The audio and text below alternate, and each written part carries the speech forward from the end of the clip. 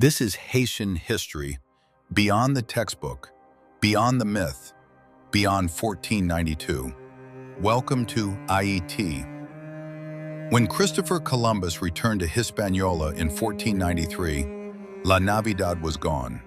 The small fort built from the wreckage of the Santa Maria had been destroyed. The 39 men left behind were dead.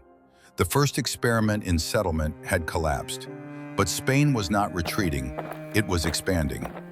Columbus did not return with 3 ships. He returned with 17. Over 1,000 men, soldiers, priests, settlers, animals, supplies.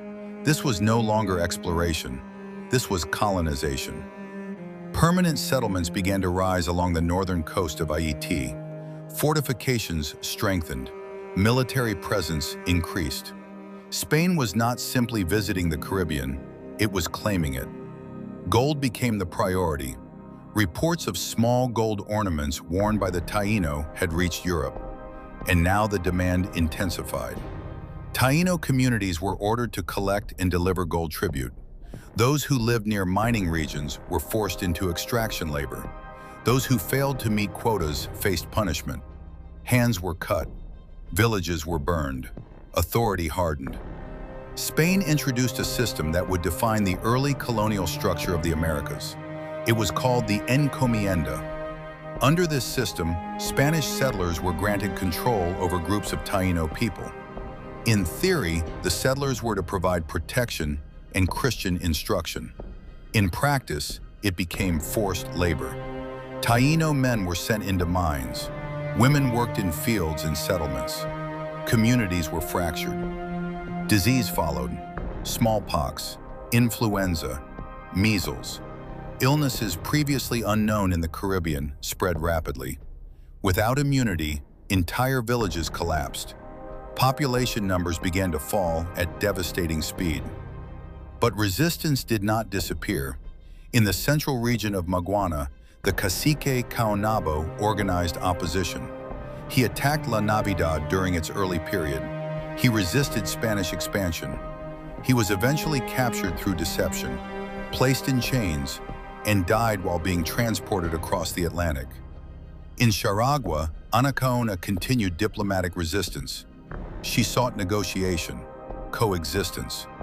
But in 1503, she too was executed by Spanish authorities. The leadership structure of Ayiti was being dismantled.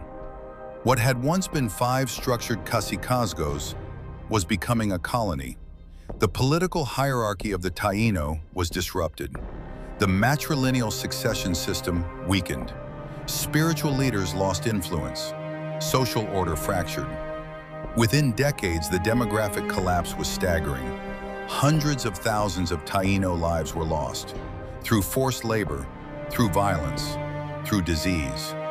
The island of Ayiti was being transformed, not gradually, but systematically.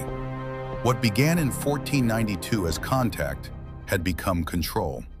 What began as exploration had become exploitation. And Hispaniola would become the first model of European colonial governance in the Americas. The structures built here would later spread to Cuba, to Mexico, to Peru, across the hemisphere. Ayiti was the beginning. The world that existed before 1492 had changed permanently, and the consequences would shape centuries of Caribbean history. The past is not forgotten. It is studied,